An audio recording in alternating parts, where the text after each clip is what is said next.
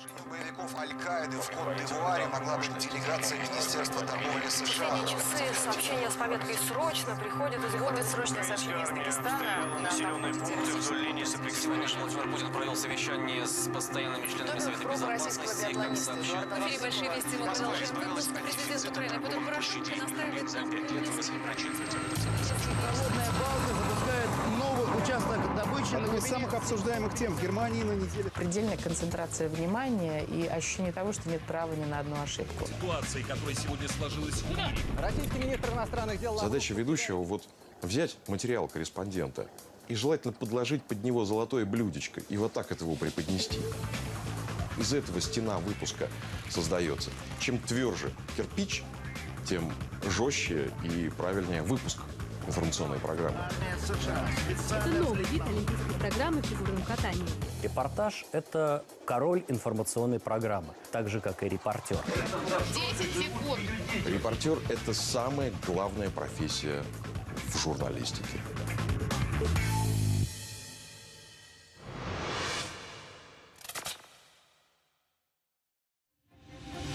Репортер – это не профессия, это образ жизни. выходной. Вот он 7-го вечером улетит, 8-го прилетит. С утра выбегаешь на съемку. Будет серия сюжетов, да, а под 18-го там у нас будет кто... Тебе говорят, вот надо бежать туда. Ты бежишь в припрыжку, нарастает напряжение.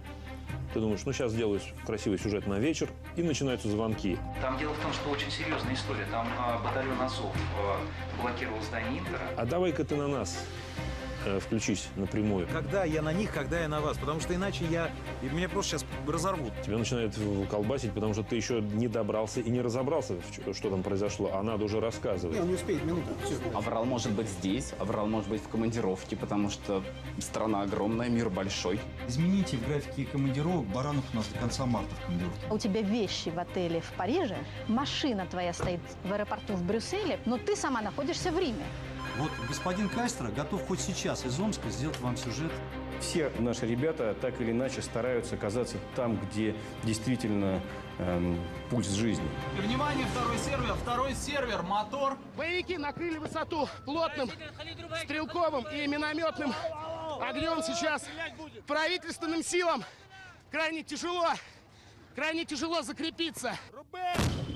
Отрядам сирийского спецназа удалось прорваться на хребет и предотвратить отступление. Постоянный поиск компромисса между тем, что можно снять и показать, и тем, насколько ты рискуешь ради этого. Видят каски, начинают работать минами. Так что лучше без касок пока.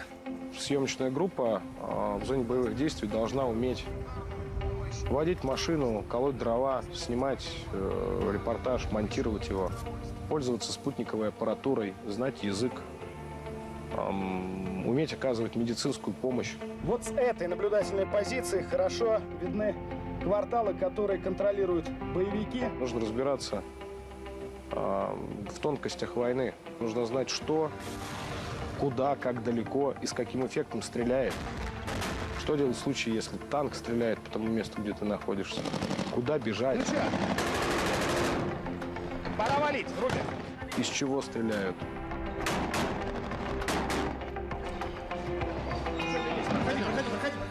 Что делать, если есть угроза, что огонь может открыть снайпер? Силы подогнали бронетехнику. Сейчас 30-миллиметровой пушкой бьют по позициям боевиков, которые находятся буквально в полукилометре отсюда. Мы всегда смотрим ребят, репортажи с передовой или с колес, или вот те, которые только-только пришли, только-только их перегнали. И ребята за операторским пультом, и ребята, которые в ньюзруме, которые стоят за камерой, они все, я вижу, что все смотрят. Так классно, вот дает, ну как же так, ну просто, ну отважный какой, да, ну куда сорви голова. Зритель не видит, что делают ведущие, пока идет сюжет. А мы в это время иногда аплодируем просто, да. Женя Поддубный, господи, рядом с танком, там что там происходит, просто пылище, взрывы, снаряды. А он идет и рассказывает, а у самого блеск в глазах, несмотря на всю гарь, которая мимо летит. Приходится скрываться за брустерами, преодолевать отрезки перебежками. Это часть большой машины информационной.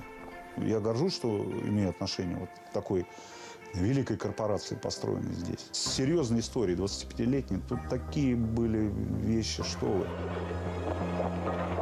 Это была самая увлекательная программа в 91 году. Начиная с мая месяца, 13 мая 91 года был первый эфир. В эфире телевидения России. Информационный выпуск «Вести». Люди, которые пришли, которые появились в новой дирекции информационных программ, еще без названия «Вести», это были азартные, смелые, которые вот просто как ветер, вместе с перестройкой и гласностью, сметая все на своем пути, строили новую программу.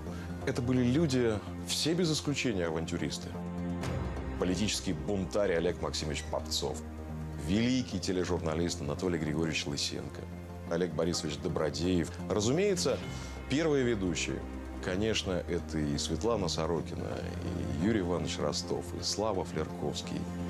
Это классика. Сегодня первое слово тем, кто спешит нам на смену. Ведь сегодня их праздник.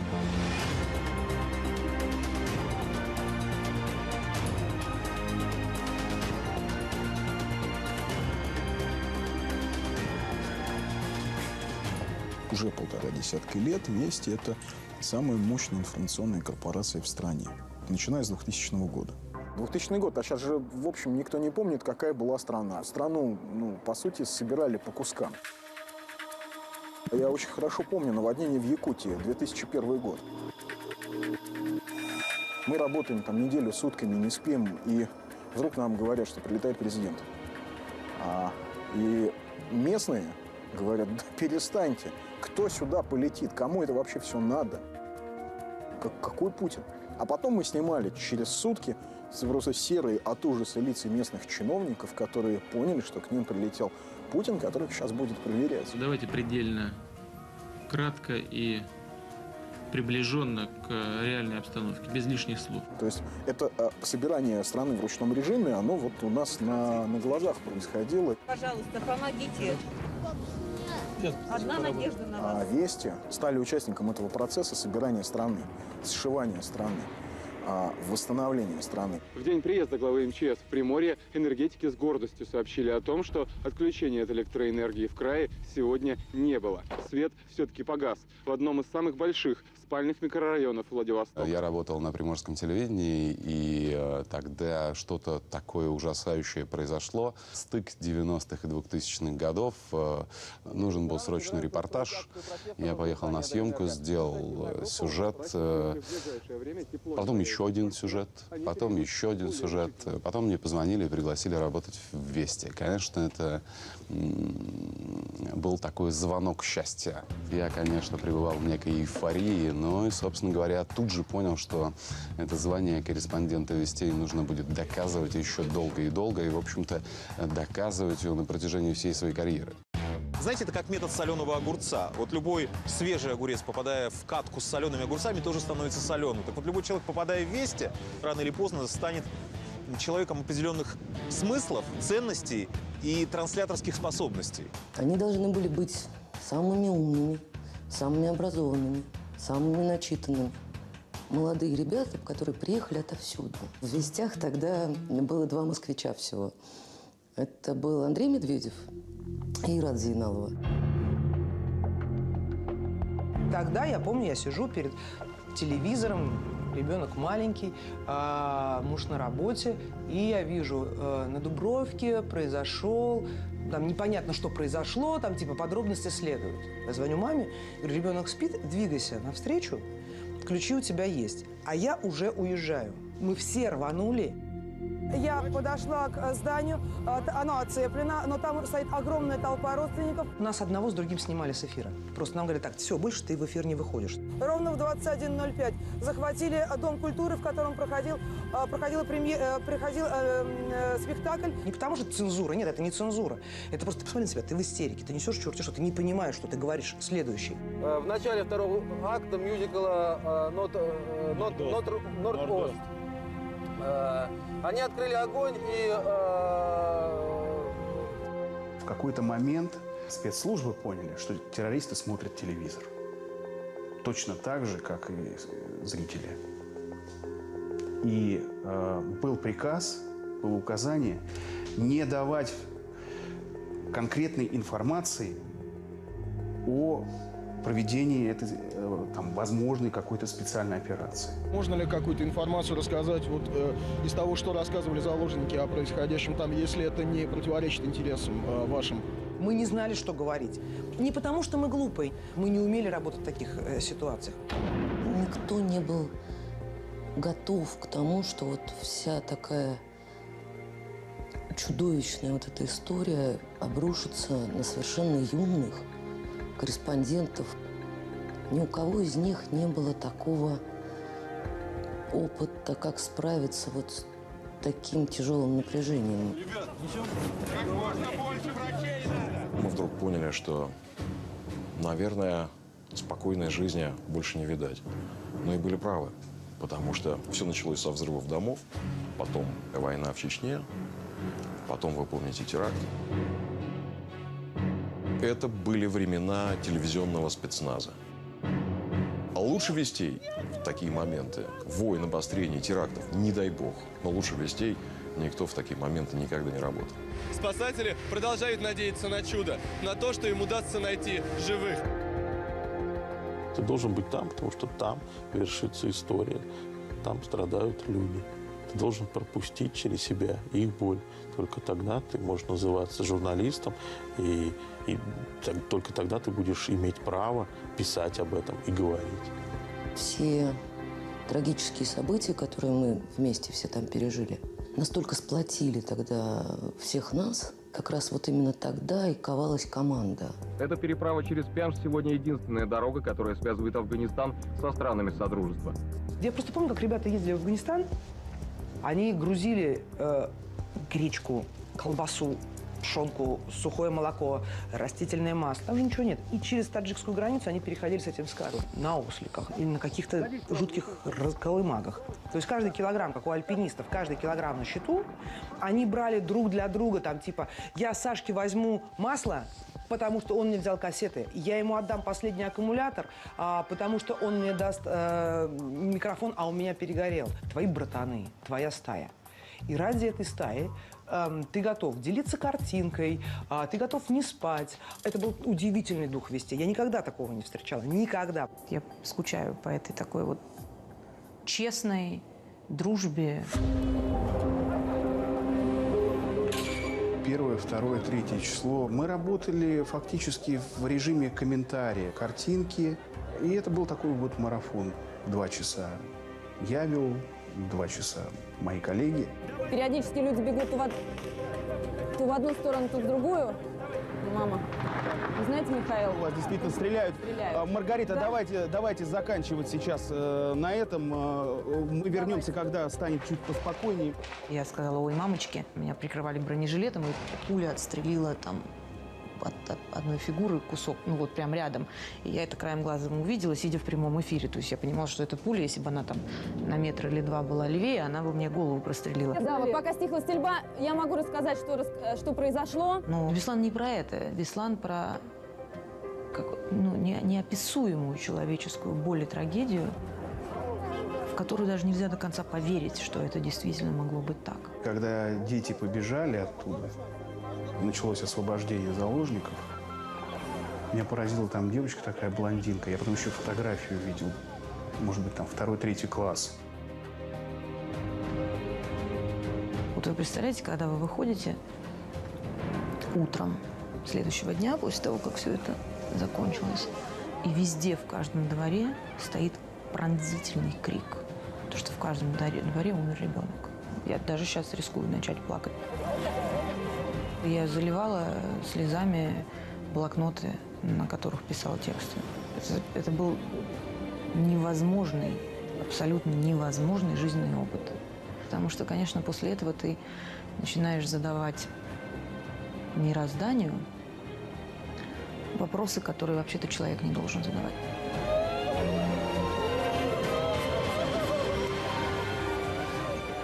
Да, это вот новости о боли, новости о событиях, которые ранят. И с ними трудно работать, но они тоже нужны. Потому что мы не можем отделять, давать только хорошее или только плохое. Мы должны давать реальную картину мира, что происходит. Милиции здесь нет, как и во всей Украине. Непонятно, кто же на самом деле. Избирательная кампания день за днем подтверждает свое звание. Взрывы у национального стадиона Сен-Дени стали началом серии терактов в Париже. Новость о смерти короля Саудовской Аравии будоражит биржи и поднимает цену за баррель. Быстро понять суть и рассказать это в 2 предложениях. То есть это, по сути, акт о выдворении. Так, чтобы все поняли. То есть у тебя 4 тома «Войны и мир», должна прочитать за час и одни предложения рассказать о чем. Мост получился по-настоящему изящным и элегантным.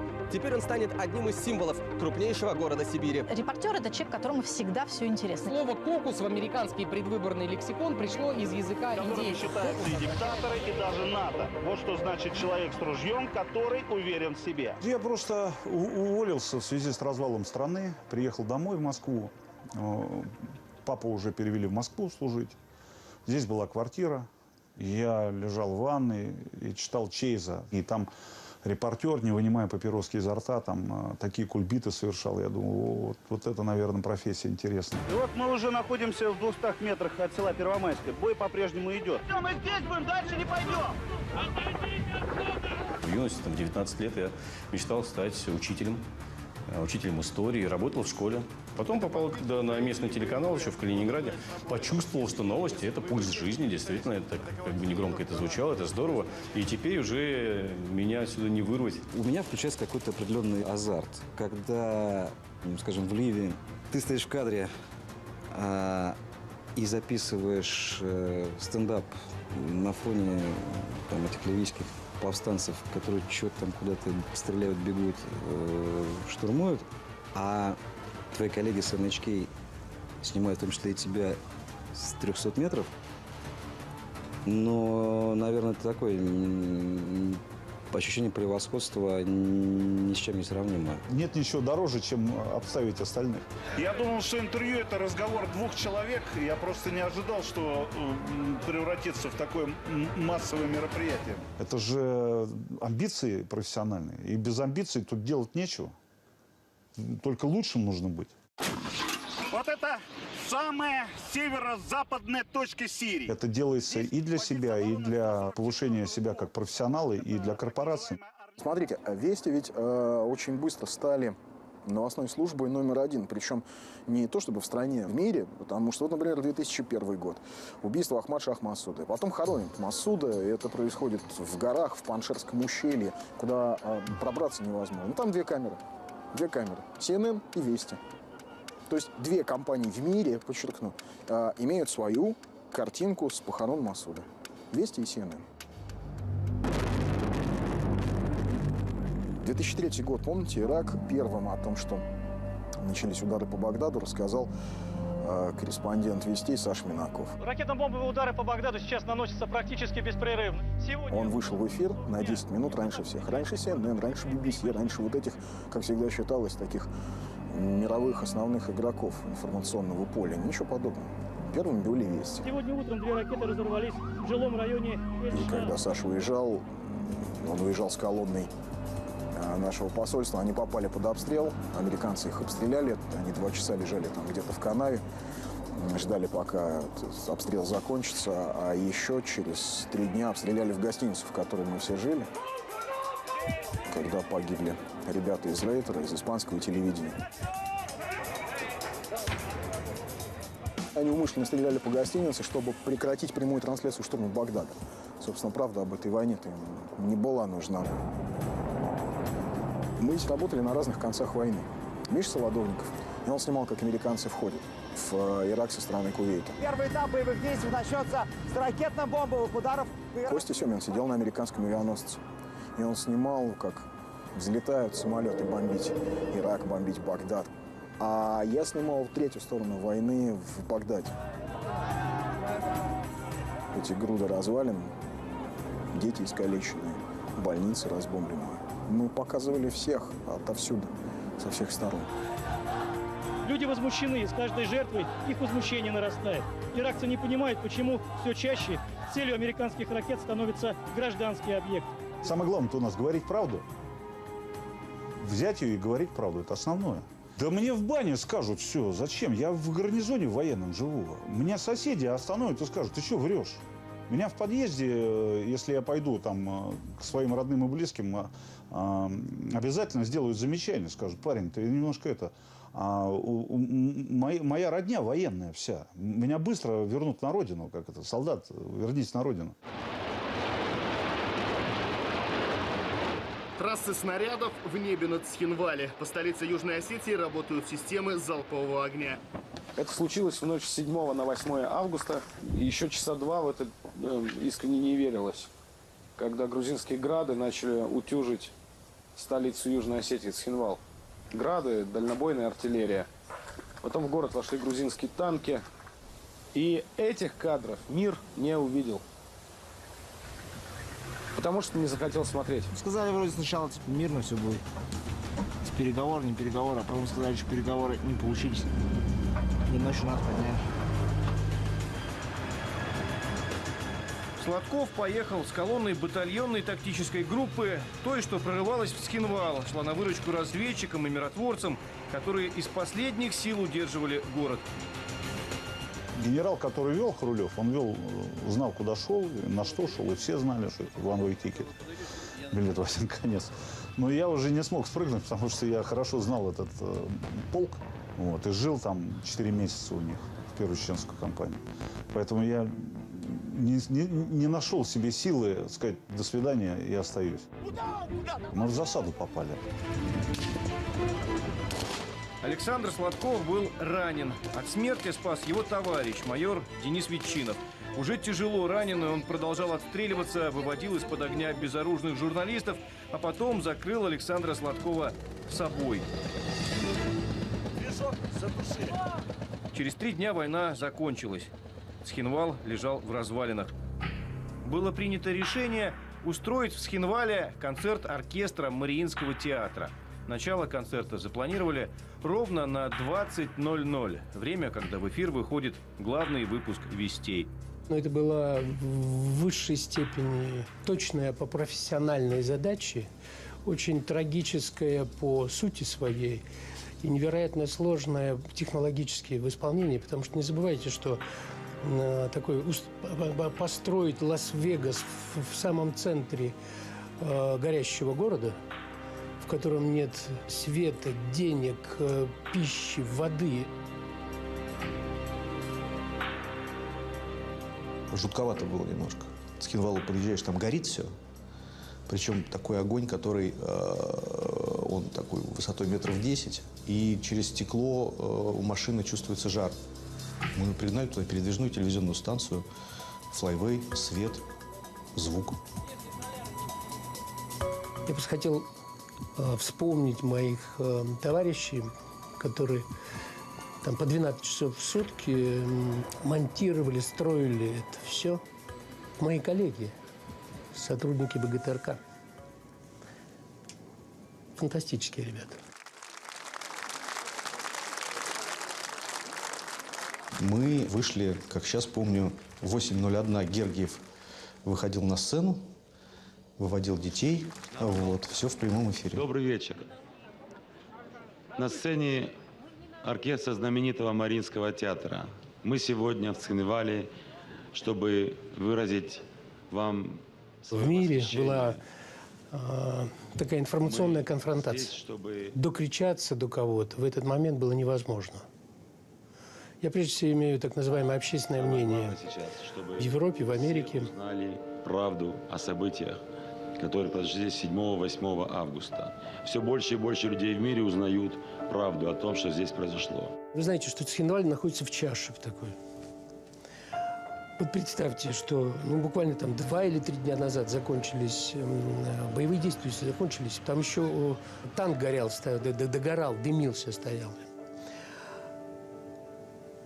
И вдруг этот свет, эти люди, маэстро, который стоит спиной к публике, лицом к оркестру. И офицер контрразведки мне говорит: вы просто все больные или сумасшедшие. Вы поставили в свете прожекторов человека спиной к зеленке.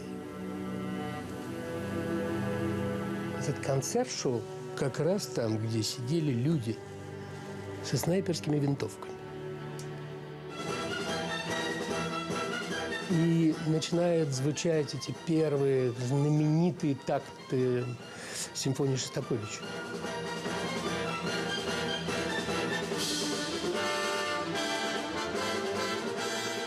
И так как я имел возможность смотреть на мониторе крупные планы,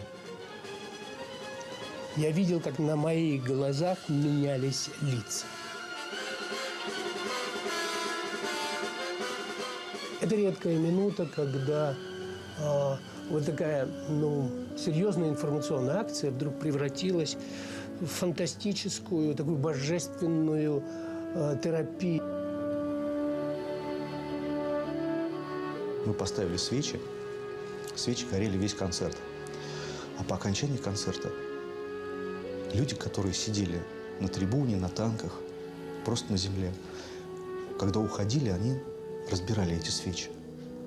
И представляете себе, вот картина «Черный город», и поток людей в разные концы города уходит со свечками. Вот с этим светом, который вот там был. Я писал свой диплом по информационной войне.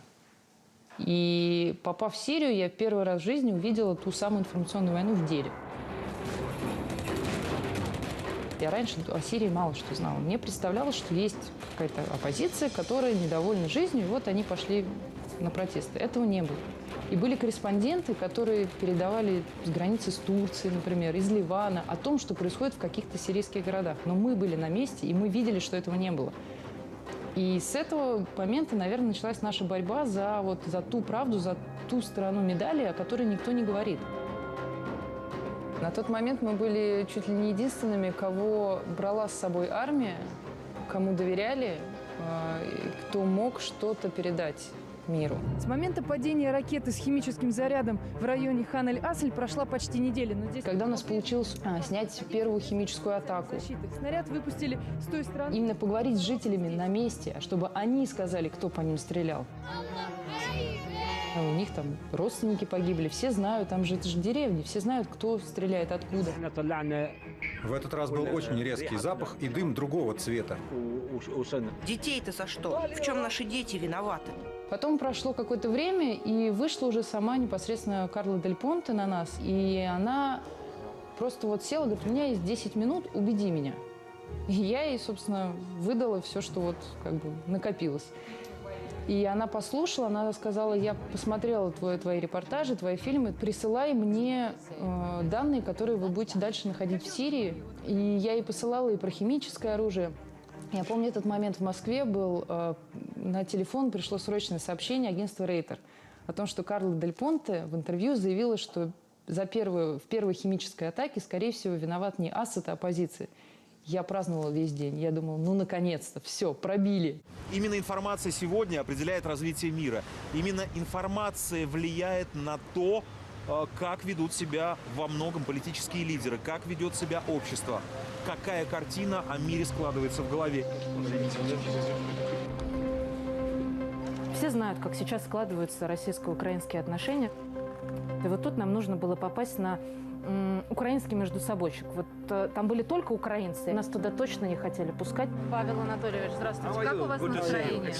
У меня настроение всегда хорошее, если мне не мешают работать. Мы в какой-то момент слились с толпой, и вот какой-то такой волной проникли на территорию этого по-настоящему закрытого мероприятия. Российских журналистов сюда пускать запретили. Мы единственная съемочная группа. Павел Климкин в Амстердам с собой привез музыкальный ансамбль. Люди в национальных костюмах и хлеб с солью. По замыслу Климкина должны убедить нидерландцев сказать «да» Украине. Когда мне показалось, что сейчас уже вот все удалось, тогда мы... В общем, даже уже надели микрофон телеканала «Россия», официально заявив, что вот они мы. Скажите, пожалуйста, сколько стоит украинская компания здесь, в Нидерландах? Украинской компании в смысле финансового нет. У нас каждый вкладывает свое. Мы не ведем никакой сфокусированной и структурированной кампании. Платит кто? Павел Анатольевич. Есть очень много людей, которые не соглашаются на интервью сразу, как только слышат, что мы российское телевидение, и говорят, что мы просто не будем общаться. Не объясняй даже причины. Просто русский и все. Нет. Мне не надо тыкать в лицо ваш микрофон. Я русским каналам интервью не даю. Тем более телеканалу «Россия». Лжецам, которые на весь мир врут, свою пропаганду разносят, как тараканы разлазятся по всему миру. Я интервью не даю. Кто как тараканы? Журнашлюшки. Когда были на Донбассе, там откровенно объявили, что за журналиста, там, за голову москаля выплачивается премия. Да, по-моему, всем угрожали, кто работал. Максима Киселева вообще поймали и их с коллегами надели мешки на голову, поставили на колени в подвал, приставили пистолет, сказали: ну все, ребята. Тогда это был Египет тоже, Каир, февраль 2011-го. Там была полная анархия. Когда уже творился там абсолютный беспредел, то эта машина, которая стоит за тобой в ВГТРК, Вести, они предпримут все для того, чтобы ты был эвакуирован. Толпа начинает забрасывать полицию камнями, и срочно все убегают, нас оттесняют. То есть стоит отправить одно СМС, нас задержали, тут же поднимаются все каналы связи в этой стране. Ты можешь быть уверен, что случись с тобой хоть что-нибудь, за тобой встанет огромнейшая команда. То, что тебе доверяют, это очень важно. Ты действительно смотришь на события своими глазами, ты действительно об этом рассказываешь потом так, как ты это понимаешь. То есть все, что видишь, снять и показать, передать всю атмосферу. Из моего ближайшего опыта, из самого яркого, от которого меня до сих пор трясет, я могу вспомнить, как мы в Луганске в марте 2015 года работали, и когда узнали, что взорван мост был, по которому жители Луганской, станицы Луганской пересекали Северский Донец и ходили друг к другу в гости по делам. Здравствуйте. Здравствуйте. Посмотрите, что делают, а? Гады такие.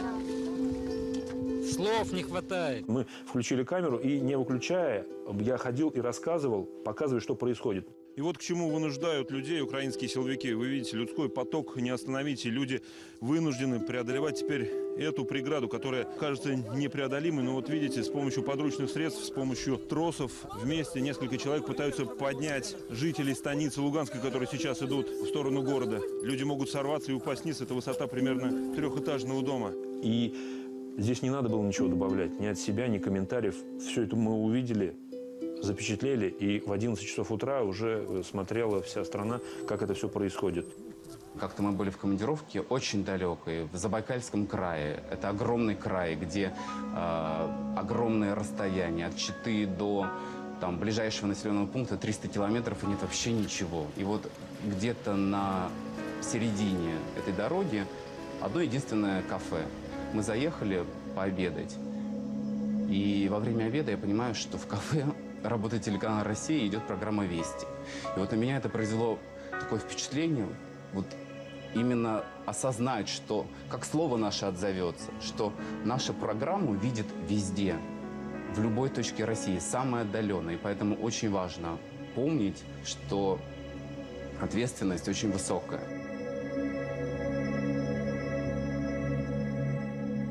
Так было всегда, так было с самого начала. Так было с 91-го года, когда «Вести» образовались.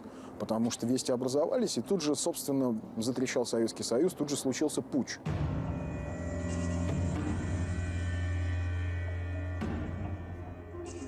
Тогда в «Вести» тайно выходили из подпольной студии и вещали на всю страну. Вокруг Останкинского телецентра «Десантники». Наша студия опечатана, поэтому выпуск мы записываем на видеокассету. Мы надеемся на вашу помощь. Выпуск должны увидеть как можно больше людей.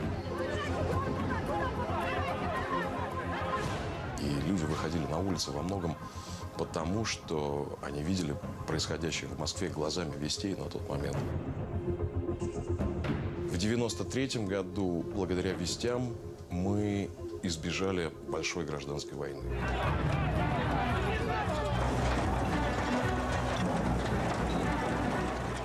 Было известное противостояние между президентом и Верховным Советом.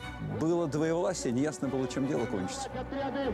И надо сегодня штурмом взять мэрию и Останкино!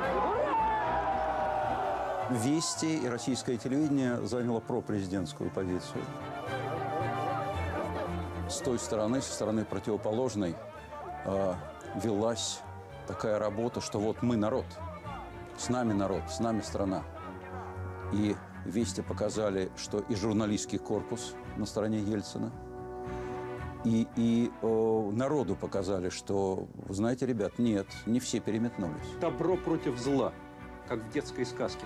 Давно, пожалуй, со времен путча, не было такой ясной, кристальной чистоты во взаимоотношениях. Я говорил, да, про борьбу добра со злом, потому что если бы тогда победили Рудской с Хасбулатовым, с матерящимся Макашовым, Рудской тогда призывал боевые самолеты бомбить Кремль. Если слышат меня летчик, поднимайте боевые машины.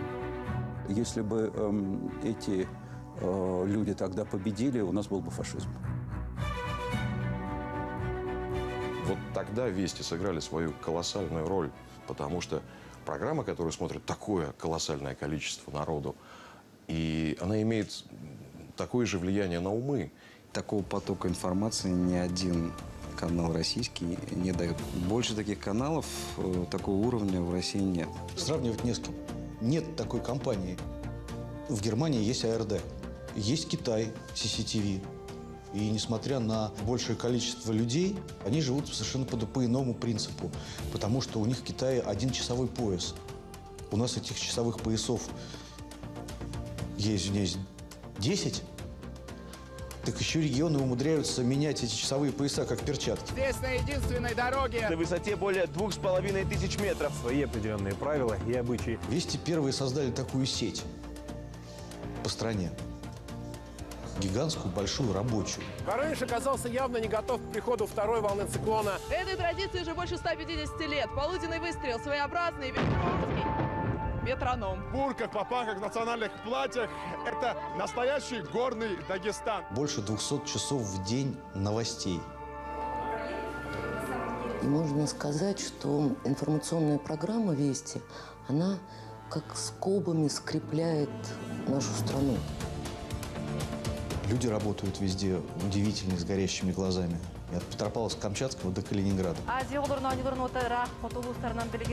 Это четкий, отстроенный, как швейцарские часы, механизм поиска, разработки, обработки и донесения до общества тех новостей, которые интересуют людей, которыми люди живут и которые влияют на их жизнь. С каждым днем лед на реке становится все тоньше. Грузоподъемность сейчас снижена до 10 тонн. Можно видеть, как из-под колес машин вырываются брызги воды. А это значит, что до закрытия переправы остаются считанные дни. «Вести» — это единственная информационная программа, которая в состоянии доставить из любой точки информацию в любое время, в самые короткие сроки. Я-то все-таки человек такой немножко советской эпохи. Помню и Советский Союз, и помню 90-е годы, когда там, на съемки вот приходилось на троллейбусе уезжать, потому что не было денег на бензин. Это в региональных телекомпаниях. Когда я начал работать в «Вестях», Москва звонила мне на пейджер.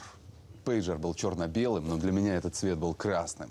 И я бежал в редакцию, в наше бюро, связывался с центром, и уже мы начинали работать. Не из каждого региона можно было отправить картинку. Вот нужно было из Бурятии перебираться в Иркутск, чтобы перегнать материал. Сейчас все мгновенно практически. Да? Прямые эфиры наши кредо, что называется, из разных точек мира. За этим стоит очень тяжелый технологический процесс. Большое количество людей, которые на это работают. То есть просто так сделать это невозможно. Работаем. Стоит у меня задача в Америке снять катастрофу в Мексиканском заливе. Ну что же делать? Не пускают же никуда. Я вижу, что стоит вертолет. Ветер разрывает огромное нефтяное пятно сразу на несколько пятен, которые не успевают. Ты понимаешь, что пока ты делаешь репортаж, здесь, в Москве, занимались этим вертолетом, а другая группа занималась катером, чтобы выехать в это пятно и посмотреть. Таких судов в Мексиканском заливе сейчас десятки. Третья группа следит за новостями. Естественно, ты часть большой команды. Насколько оперативно мы это можем Здесь делать? вокруг командный центр. И здесь просчитываются все варианты, все способы достижения этой цели, как можно быстрее попасть на место, как первыми быть. Очень сильная команда, потому что их собирают по крупицам.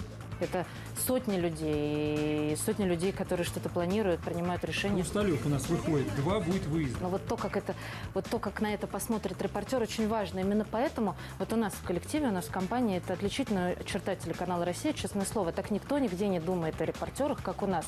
И в завершение мы поздравляем наших дорогих коллег, журналистов «Вестей», Ольгу Скобееву и Евгения Попова. Сегодня у них родился сын. Я на тот момент была еще в роддоме. Я, естественно, смотрела телевизор.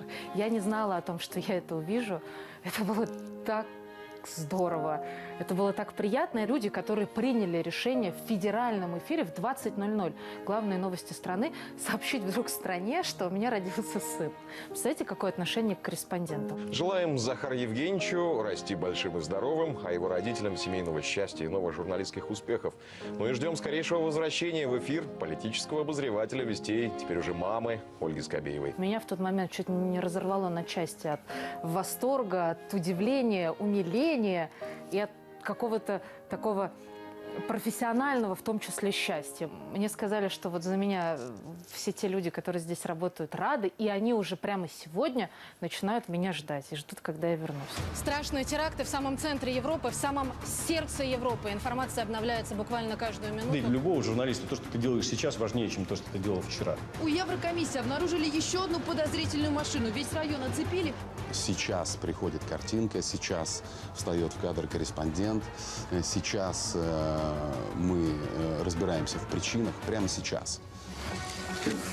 Вот в этом мешке находится шпионский камень, за который в свое время мы так сильно пострадали. Англичане, наверное, вспомнят свое произведение.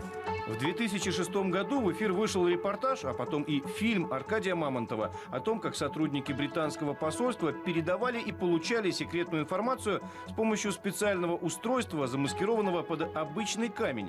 В фильме использовались кадры скрытого наблюдения, съемки скрытыми камерами, а заодно и показали сам шпионский камень с его хитрой электронной начинкой. Слушайте, меня просто распинали вербально просто. Все. Как только они не изгалялись, что только они не говорили. Даже на улице подходил, как какие-то специально организовывали, подходили на улице, там, чуть 2 раза не подрался, понимаете. Но что в итоге-то? Ну, я-то прав оказался. Англичанин нашелся, англичанин один порядочный во всем этом королевстве, Томас Альбиони, который признался, да, говорит, правда, мы использовали. История со шпионскими камнями получилась неловко. Нас поймали с поличным. Очевидно, российские спецслужбы заранее узнали об этом и поджидали политически выгодного момента. Понимаете, когда ты уверен в своей правоте, в гражданской позиции, ты ее отстаиваешь, несмотря ни на что. Это дает тебе силы выдерживать любые нападки. Надо относиться к каждому слову деликатно, чтобы ни в коем случае тебя не обвинили во вранье. Мне за каждое свое слово не стыдно. Потому что у меня на каждое слово вот такая вот пачка бумаг, потому что на моей стороне правда, и вот такая гора доказательств на каждое слово. Моя серия фильмов о злоупотреблениях в сфере образования, об этом жульничестве, которое творится в вузах, особенно в коммерческих вузах. Вот лекции, скачанные из интернета, вот эта вот девушка, ни единого дня трудового стажа. Вы объясните, пожалуйста, что это за образование? Это достигло цели. И пусть медленно, но государство начало наводить порядок. Памятники истории и культуры исчезают с карты Москвы. Разрушаются столичные усадьбы. 3 года назад пропал военторг. 3 недели назад в оружейном переулке снесли кузницу 18 века. Вот это было сражение, которое мы вели. Вести Москва, конечно. Ежедневно нужно было бить тревогу.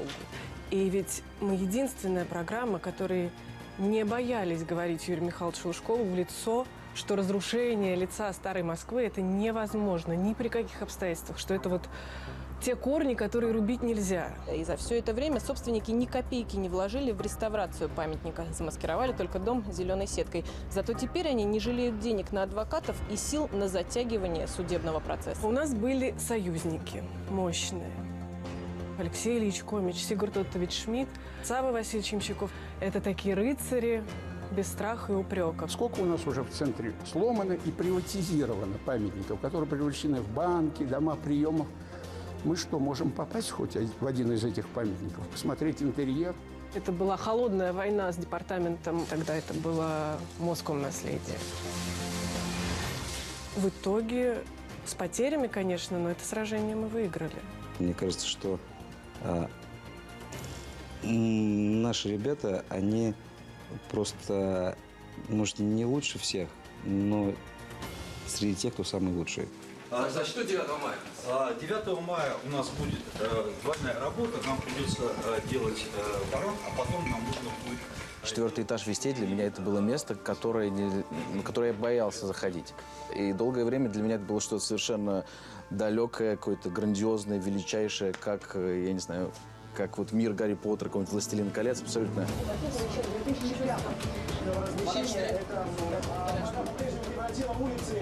И я буквально на цыпочках входил в этот коридор 4-го этажа для того, чтобы там получить задание сначала, там, а потом замучить всех, чтобы мне дали задание.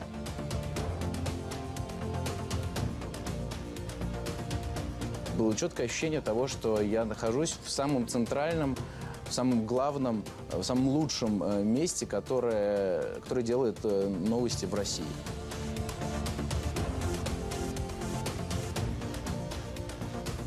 Тут главное не впасть в заблуждение, что ты уже суперчеловек и суперпрофессионал. Когда уже есть какой-то такой опыт, нельзя зазнаваться, потому что это большая очень ловушка. Нужно всегда быть начеку и всегда стремиться развиваться куда-то дальше. Каждый раз, когда получаешь какой-то отзыв от коллег, там, от старших корреспондентов, это всегда очень дорогого стоит. Вот ты получил смс-ку, а на следующий день помнил о ней и не успел в эфир. А вот тогда и поговорим. Потому что вот как раз вот в этом жестокость новостей. Корреспондент стоит ровно столько, сколько стоит его последний сюжет. У него 10 бокалов спиртей. Там вот на точке это есть откуда или что? Я ничего не слышу. Что, Сережа? А почему не видно стендап-позиции? Сережа, значит, Решетнев подъезжает, давай можем переверстаться. Сколько это длится развернуться?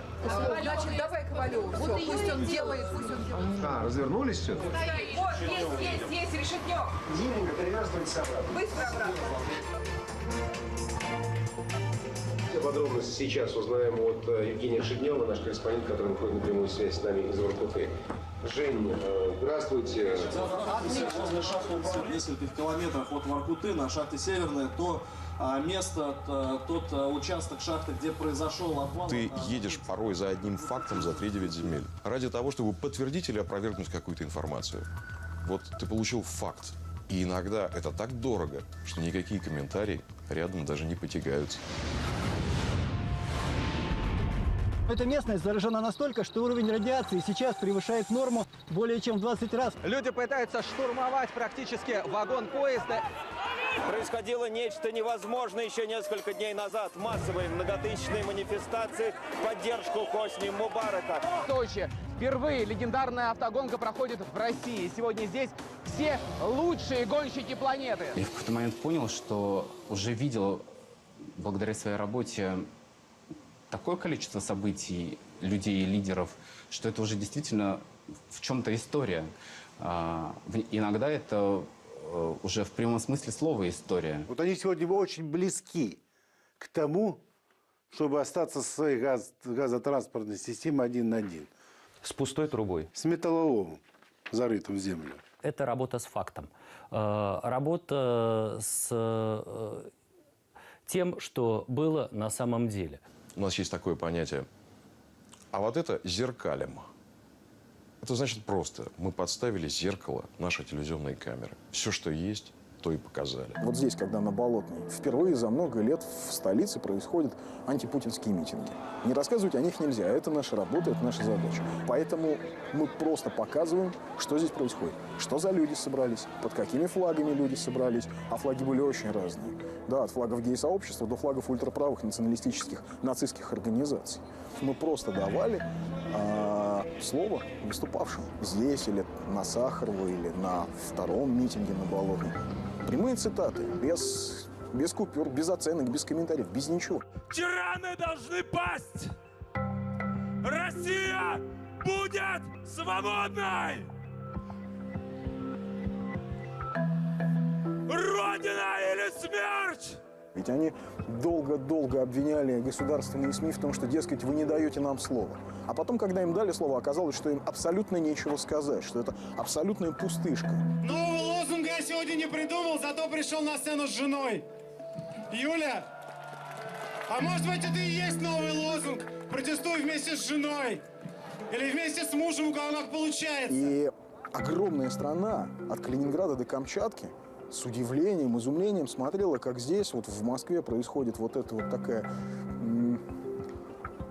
как это Бахтин писал, карнавализация, да, вот такая политическая карнавализация. Нетрудно заметить, что на сегодняшний праздник я нарядился презервативом. В столице страны, которая потеряла 27 миллионов в борьбе с фашизмом, прогрессивная московская публика стояла рядом с откровенными неофашистами, русскими неофашистами. И никто из этой публики не сказал им, что вы подонки, да, никто не ушел отсюда. Страна на это посмотрела и сказала: ну, ребят, нам с такой оппозицией, куда мы пойдем-то с этой оппозицией?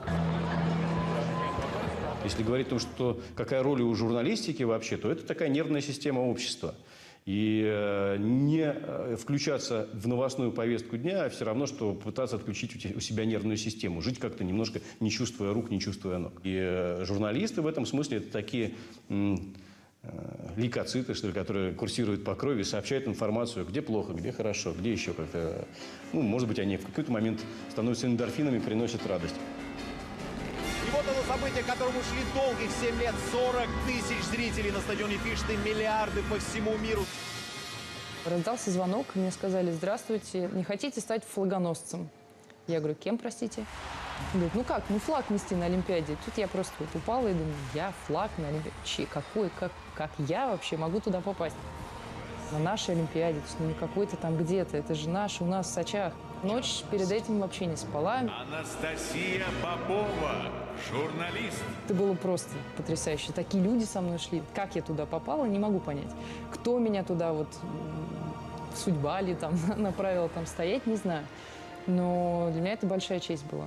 22-е зимние Олимпийские игры стали центром глобального притяжения. Площадь медалей, место буквально наэлектризованное эмоциями. Вот это олимпийская студия, та, которая находилась в медиацентре в Олимпийском парке в Сочи, когда шла Олимпиада. Такое сердце нашей компании было олимпийское, которое билось круглосуточно практически. И сейчас это никуда не делось, не пропало. Это олимпийское наследие осталось в компании, в ВГТРК. Теперь это сочинские вести.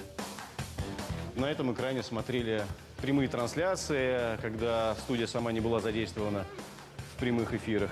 И здесь же работали наши ведущие, наши звезды, а репортеры, ну мы репортеры, приносили снаряды, что называется, да, диски со съемками с разных точек Сочи. Санно-бобслейная трасса стала счастливой для наших скелетонистов. Золото и серебро. Последний раз такой успех был в 1998 году.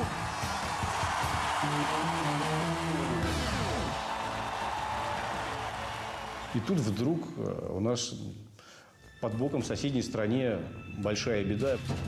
И я тогда вызвался вот из Сочи поехать туда. Мне сказали: езжай, вот прямо сейчас. 2-3, ну, может быть, 4 дня и обратно. Все, во Львове вышел.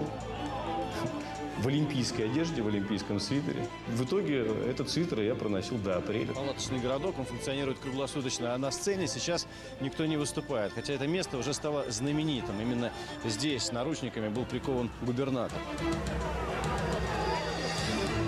Этой штуке на самом деле уже 2 года. Получается, да, ровно 2 года. Это была улица Грушевского, Майдан, 18 число, как раз когда только-только начинается вот это вот очередное такой вот апогей майданного 3-месячного стояния и очередная активная фаза. Пусть на меня обидятся мои коллеги, но в тот день, когда было четкое понимание, сейчас начнется штурм Майдана, когда он уже был в полном кольце, со всех сторон стоял Беркут, и вот в какой-то момент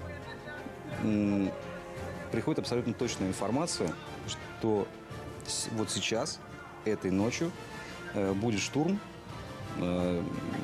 Майдана. То есть Беркут пойдет уже всех как бы зачищать, и через полчаса внутри этого кольца не осталось ни одной украинской спутниковой тарелки. Так вот в этом кольце оказались только российские журналисты. Но это говорит хотя бы о том, кто занимался новостями, а кто чем-то другим.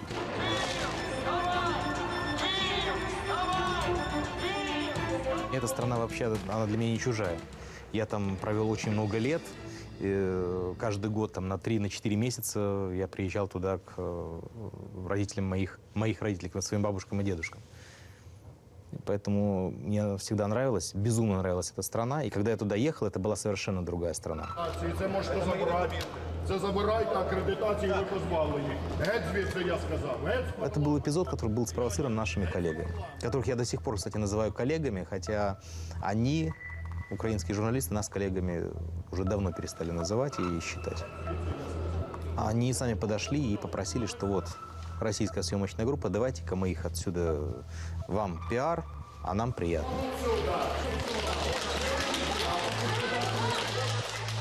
Давайте мы их попросим. Вот, подошел и попросил. Ви російські шпигуни, ви несете відповідальність за вбивство українських громадян. До побачення звідси. До побачення. Я сказав, до побачення. Периодически, работая вот в подобных историях, чувствуешь, что ты работаешь в каком-то тылу врага. Господин Порошенко, зачем ваши войска бомбят мирных жителей? Как вы оцениваете результат? Вы что делаете? Вы что делаете? Держи! Девушка Бажена, вы что делаете, девушка? Мы просто поговорить нормально можем? Мы просто нормально поговорить можем? О форуме мы не собираем... Мы... Урод ГБшный. Секундочку. Я надеюсь, слава богу, вы не Вы считаете Корнюка и Волошина своими коллегами? Канал «Россия». Корнюк и Волошин, вы же знаете, кто это. Канал «Россия». Иди. Почему пожарный едет на пожар? Если человек пожарный, значит, он должен пожар тушить. То же самое с журналистами. Если гремит взрыв, если где-то началось наводнение, реакция нормального человека – бежать оттуда. Журналиста – обратная реакция. Взрыв, выстрел, побежал. Значит, в ту сторону нужно выяснить, что происходит. В этом суть была ежедневной работы в Донецке. Мы ехали туда, куда падали снаряды. Практически центр города, мины упали на остановку, и здесь большое количество погибших. И снимали, что говорили люди, фиксировали в документальном режиме раненых и погибших. Фиксировать нужно было все по максимуму. Окна здесь выбиты, по всей видимости, взрывной волной и осколками. Следы от снарядов, и жертвы, и как их увозили, и разговоры с людьми. Девочка здесь лежала возле ларька, рука оторвана, бок разорванный. Очень жалко детей, людей всех. Это было одно из событий, которое на самом деле для Донецка такое очень ключевое. Если кто-то на тот момент еще рассчитывал на возможность какого-то мирного диалога с Украиной, именно после того обстрела общественное мнение полностью перешло на позицию вот неприятия киевской власти. Каждый день в страхе, только и ждем какую-то гадость оттуда, запада. Били крупным калибром по месту, где нет никаких военных объектов, где просто большое скопление людей. Понятное время, понятно, почему там было много людей, да, как раз час пик. Удар рассчитанный на психологический эффект. Человеческое не выключается, оно приглушается. Пусть они вот так поживут полгода в страхе! Постоянный сгусток крови, если все время им наполнять и его не отбрасывать, ну, невозможно будет выжить. В этом необходимый цинизм профессии. Ну как по-другому-то? Ну а как на утро можно идти писать интервью с Ярошем, когда вечером ты видел, что, как они поджигают людей на Грушевского? По-прежнему вверх летят камни, бутылки зажигательной смеси и петарды, а к кострам подбегают только для того, чтобы добавить туда нового топлива автомобильных покрышек.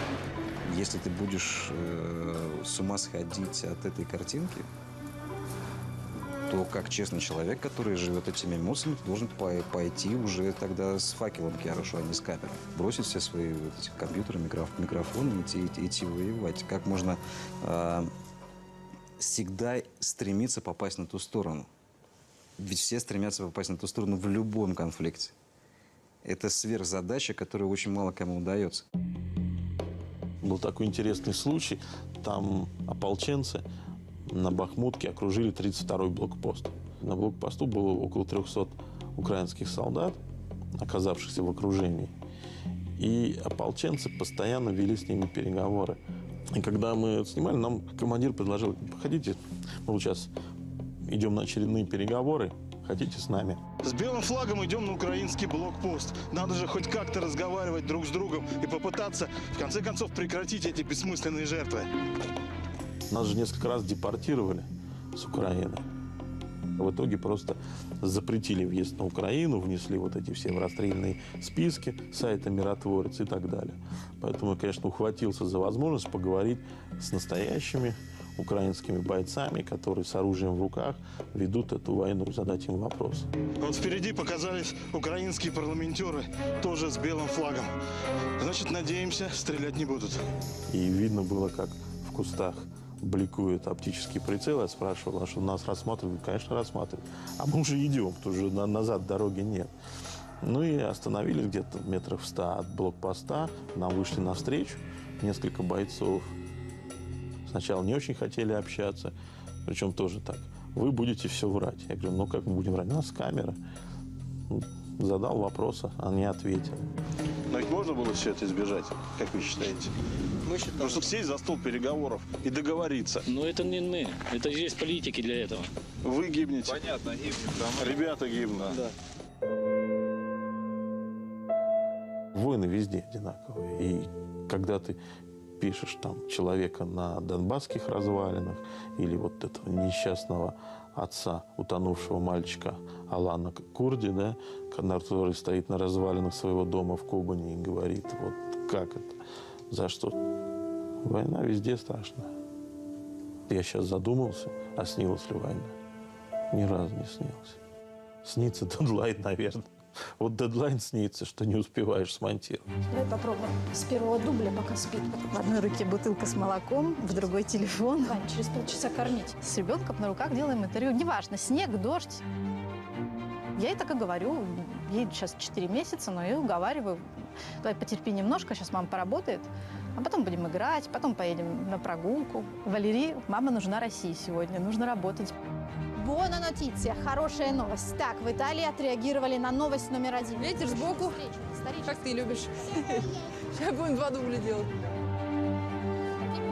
Красивых фраз и обещаний за такими словами, Майк, обычно скрывается нежелание европейцев ускорять процесс сближения. Студию слышишь?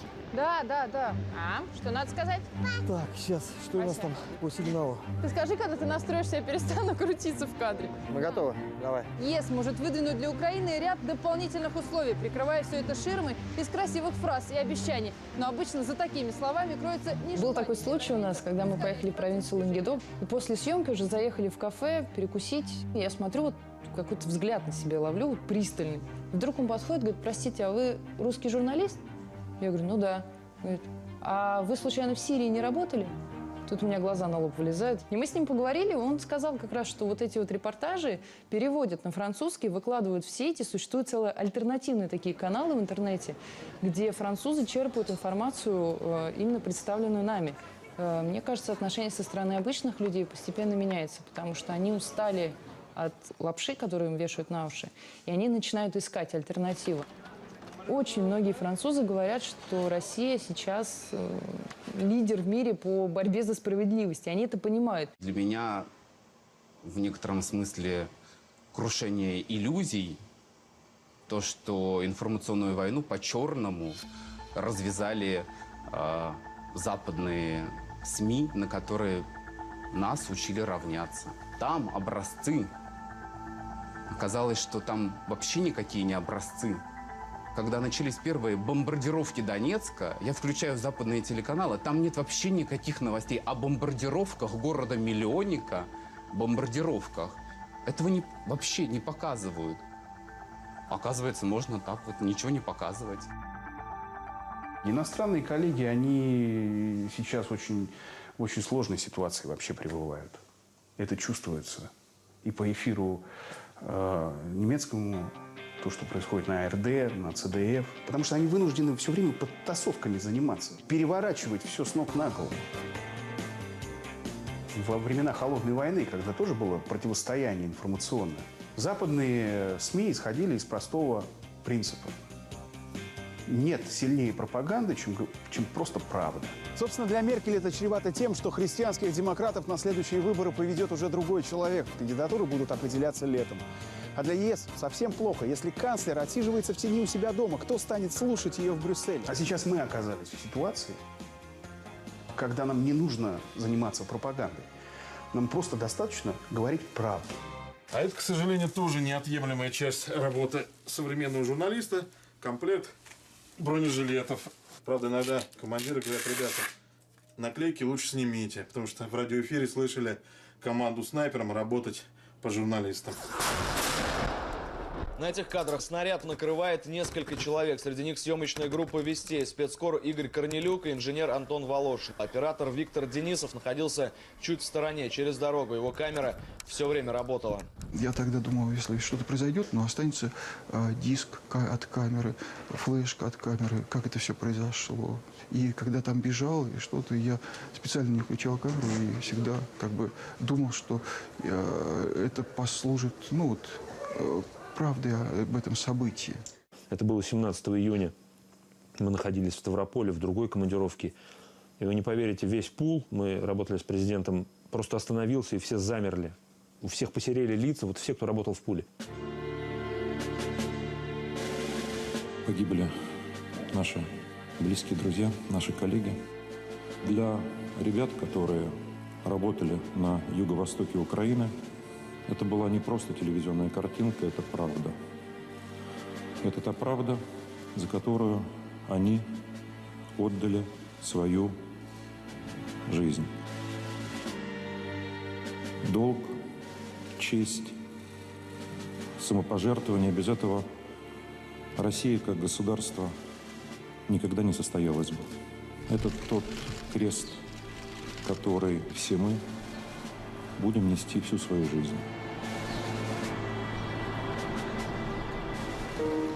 У нас в комнате, где проходят летучки, где сидит директор дирекции информационных программ Женя Ревенко, там на стене доска висит.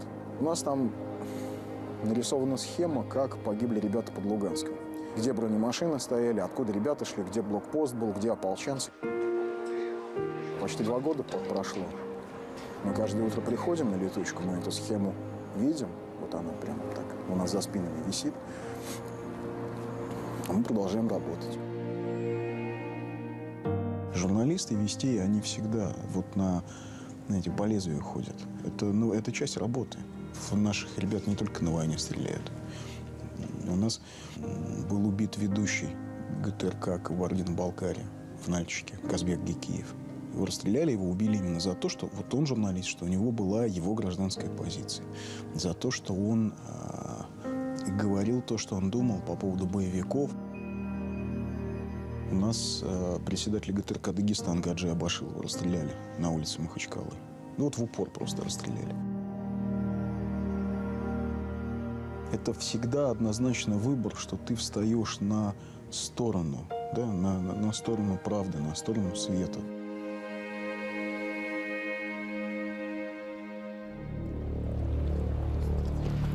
Была история, когда мы снимали маму ребенка, которого увезли в ИГИЛ. Мальчику 8 лет. Мы застали ее в совершенно ужасном психологическом состоянии. Она просто не спала. Она постоянно плакала и не знала, как ей жить дальше. Написано в Коране, что надо прощать людей. И, честно сказать, у меня были очень большие сомнения на позитивный исход этой всей ситуации. Если мне надо будет умереть, да, вот сейчас умереть для того, чтобы я была с сыном, я это сделаю. Не знаю, наш ли репортаж или что-то другое, но это все не важно. Важно то, что мальчика спасли. Отца, который вывез его, посадили, ребенка вернули маме. Она позвонила мне и сказала: я еду к нему. И когда это произошло, такое тепло разлилось по телу. Я поняла, что вот это то, ради чего просто стоило пойти в профессию. Делаются тысячи сюжетов, где наши журналисты заступаются, помогают простому человеку, где они бьются за него, где они на его стороне. Помогать людям. Помогать, помнить о том, что ты, показывая это, должен помочь им как-то информационно, чтобы они их знали, чтобы знали об их бедах. Не потому, что знать, там где-то автобус перевернулся или что-то такое, а как подает это государственный канал, насколько он сопереживает, как государство относится к этому. И если это отношение конгруентно с его отношением, то для него это очень важно. Значит, он живет в правильном государстве, в своем государстве. Представляете, приезжают съемочные группы. Тут все догадываются, ага, скоро прямая линия. Приехала большая съемочная группа, расставляют технику. Сейчас будут... И начинается кружение, кружение. Самое главное, вот, как это сказать, не поддаваться на уговоры местных властей. Конечно, потому что они же хотят, чтобы спросили то, что им интересно.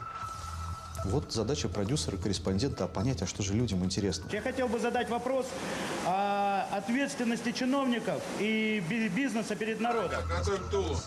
Такой сложный технологический проект «Прямая линия». Не только ВГТРК, его делает еще и Первый канал.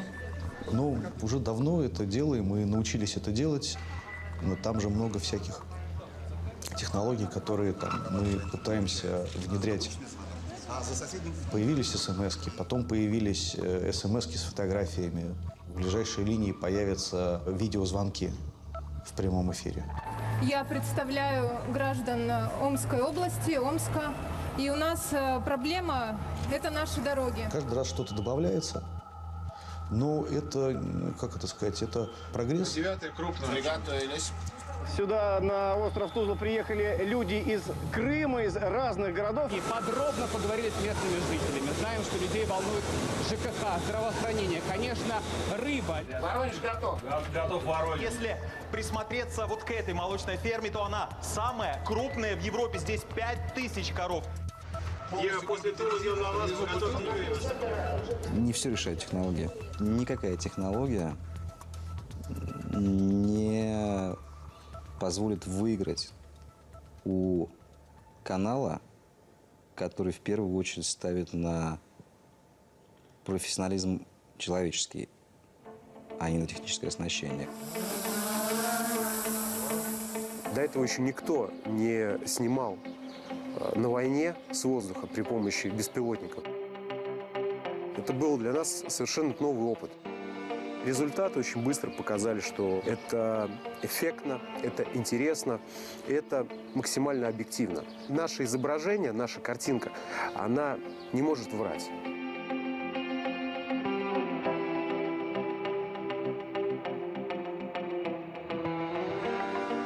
Мы стараемся снимать только там, где находится информационная передовая.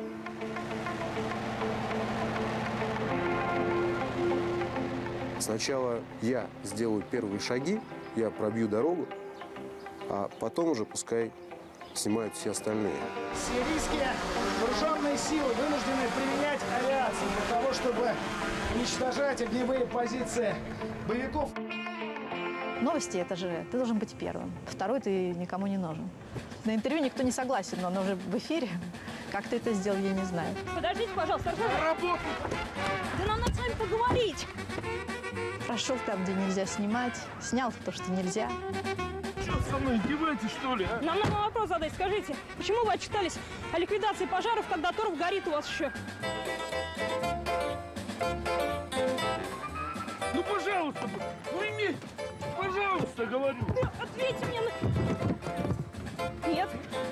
Ответьте мне на вопрос. Всегда он действует именно так, по-суворовски. Александр Васильевич говорил. Быстрота и натиск. Быстро атаковать, быстро снять. Все, и ты победитель. Сегодня мы должны зайти в Пальмиру. Можно я? И все снять первыми. Съемка сложная, интересная. Чтобы попасть в то место, где еще никого не было, чтобы первому что-то снять, для этого нужно много работать. Для этого нужно поступиться своим комфортом. Вот, например, вот в Пальмире мы жили, и мы там работали 1-3 недели. Мы жили в пустыне.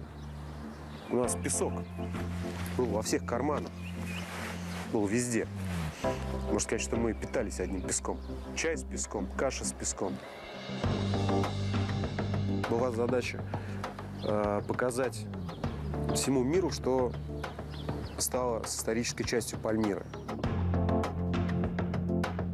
Мы ждали этого момента полгода, мы туда ездили, мы не могли подобраться близко.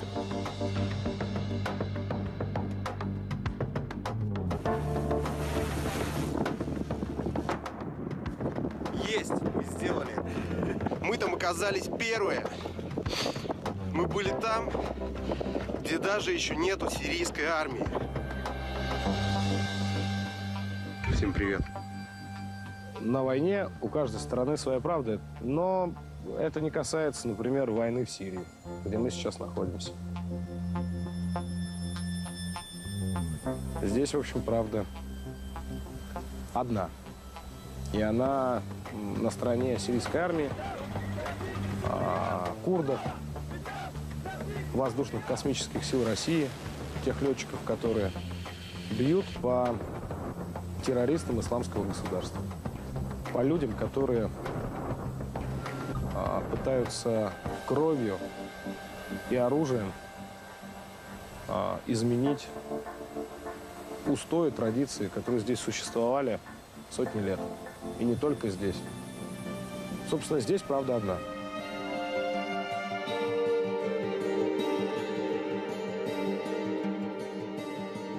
На войне сложнее даже не на передовой быть, а вот общаться с несчастными там стариками, там, детьми, которых эта война загнала в подвалы, да, и они не знают, что делать, и ты им не можешь помочь. Плачет серый воробей, выйди, солнышко, скорей. Нам без солнышка обидно, в поле зернышка не видно.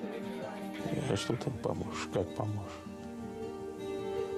Можешь это просто фиксировать и выдавать в эфир, чтобы люди это видели. Ты оставляешь этих людей, которые столкнулись с бедой какой-то, и ты уходишь к себе, где у тебя нет беды. И в этом чувствуешь, что ли, предательство. Ты отработал, ушел, выпустил сюжет в эфир и как будто бы забыл. Вот об этом все время думаешь. Вот в этом цинизм профессии. Ну, а романтика – то, что ты можешь увидеть, то, что многие на этой планете не могут увидеть никогда, ни за какие деньги, ни при каких раскладах. Ту-160 выполнил боевую задачу и лег на обратный курс, а его место занял ветеран отечественной стратегической авиации Ту-95. Мы находились в 200 метрах от боевого самолета и видели это все вживую. Об этом мечтают многие мужчины, фанаты авиации, но никогда они это не смогут увидеть. Ты понимаешь, что ты увидел тот момент истории, который больше ты уже никогда не увидишь. Установленное здесь высокоточное современное навигационное оборудование позволяет выполнять боевые задачи в любое время суток. Мы побывали и в бразильских джунглях, снимали охоту на китов на Чукотке. В кита попало 8 гарпунов, и он почти уже выбился из сил. Где еще можно в какой-то профессии увидеть?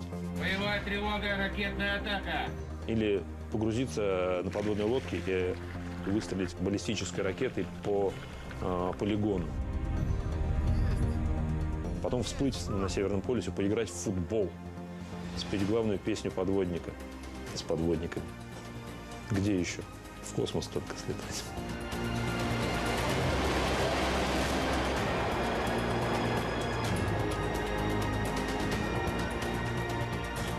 Если тебе среди ночи раздается телефонный звонок, и надо собраться и рвануть либо в студию, либо в аэропорт с тревожным чемоданчиком, любой профессиональный репортер, который работает в «Вестях», сделает это ни на секунду не задумываясь. Семья, личные проблемы, усталость – это все уходит на второй план. Бегаю быстро, снимаю красиво, отпуск не хочу, работаю в ГТРК. Ну, семья – это сложно, да, семья переживает. Жена понимает. И мои командировки, и ночные монтажи. После долгой командировки 4-месячный сын, конечно же, заплакал от ужаса, что приехал тут какой-то дядя. К сожалению, да, часто огорчаем близких и родных вот этим не вниманием к ним, а вниманием к новостям.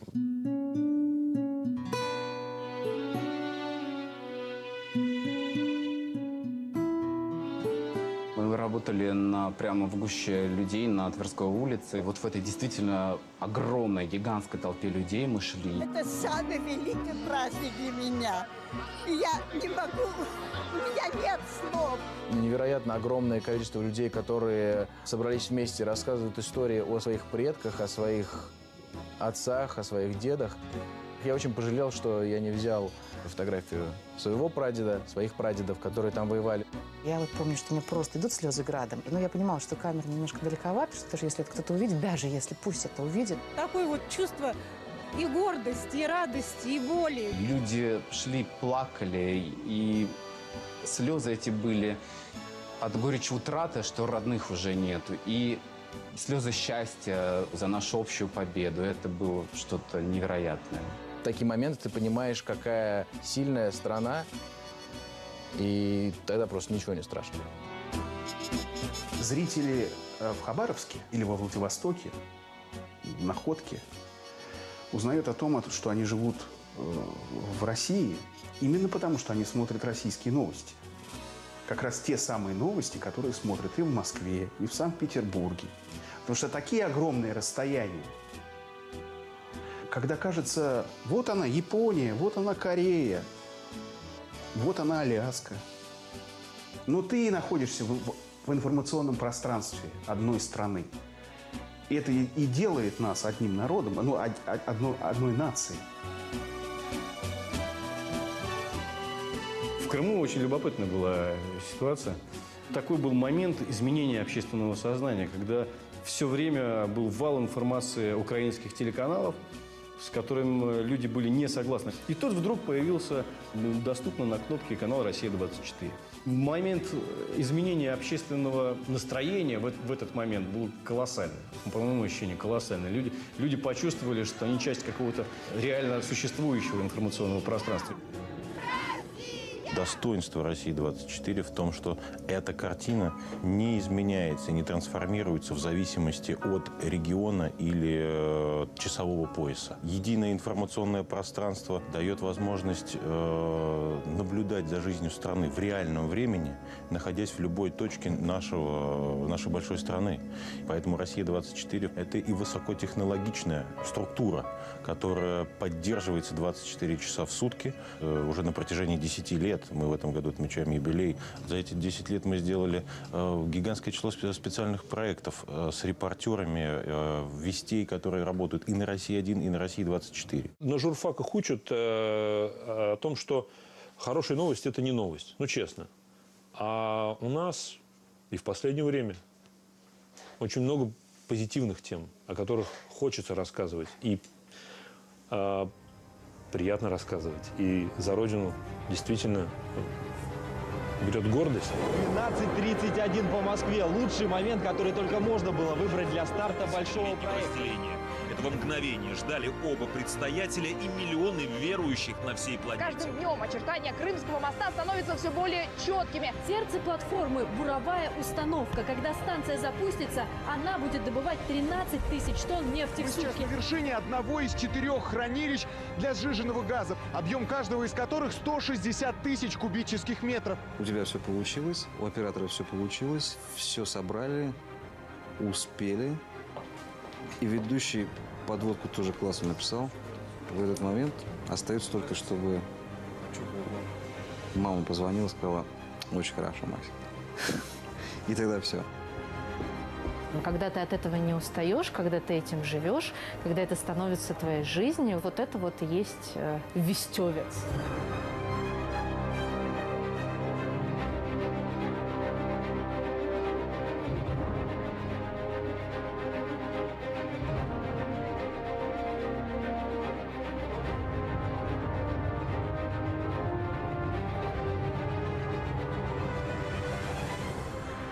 В мире сегодня очень немногие могут претендовать на роль такого хранителя бесценных сокровищ мировой цивилизации. Мне кажется, что вольно или невольно, но Россия вот выступила вот в такой роли.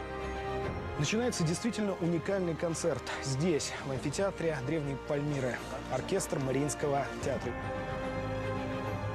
Еще 2 месяца назад нельзя было себе представить, что такое мероприятие здесь вообще возможно. А Пальмиру освободили чуть более 30 дней назад от боевиков так называемого исламского государства. И вот теперь на сцене музыканты и сам маэстро Валерий Гергиев.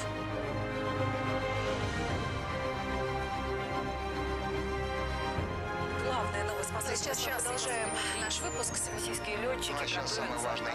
Срочное сообщение. Замена коммуникаций в центре города превратилась в совместный конвейер в Москве. Каждые 8 минут сходит новый автомобиль. С Москвой это ключевая тема.